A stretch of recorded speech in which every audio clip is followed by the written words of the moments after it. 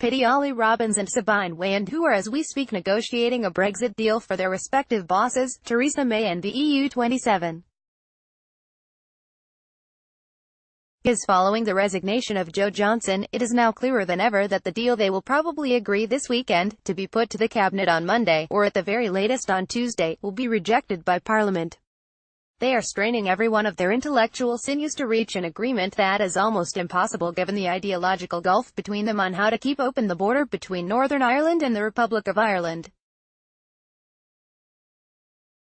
And when they succeed through the application of sophistry on a Herculean scale, what then? British MPs will spit on the fruits of their toil and then incinerate it. As an exercise in futility it is Pinteresque. Their putative compact is detested by Leavers and Remainers for almost identical reasons. They see it as giving the EU too much control over our future economic destiny. What the arch-Brexiter Jacob Rees-Mogg described as the flaws in the expected deal on my program on Wednesday was almost identical to the critique of arch-Remainer Johnson in his resignation statement yesterday. They both employ the archaic term, vassalage, to depict May's arrangement with the EU, a shorthand for being forced to follow EU rules for the standards to be followed by manufacturing and the city, in order to secure inferior access to the EU's single market to that we enjoy at the moment.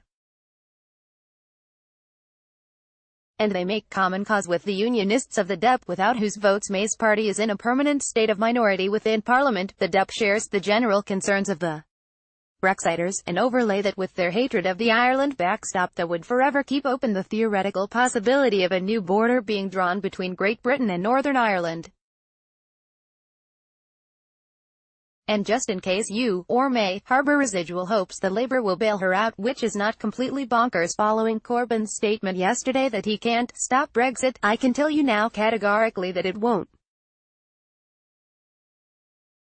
Labour will vote against the deal. It's impossible for us to vote for a May deal, a very influential member of the party tells me.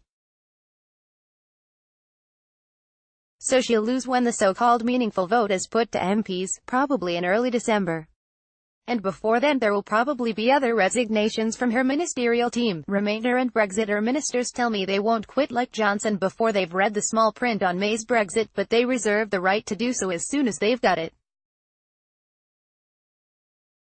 Where are we heading? The destination is constitutional crisis, where legislature will be in irreconcilable conflict with executive, Commons at odds with PM and her cabinet.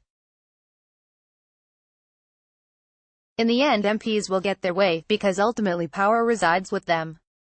But what you may have noticed is that although MPs are united on hating May's Brexit, they are not on what comes after, which could be referendum, or general election, or Brexit renegotiation, or negotiation to join the European Economic Area, or no-deal Brexit. There are supporters in Parliament for each of these outcomes. It's the mother of all flippin' messes.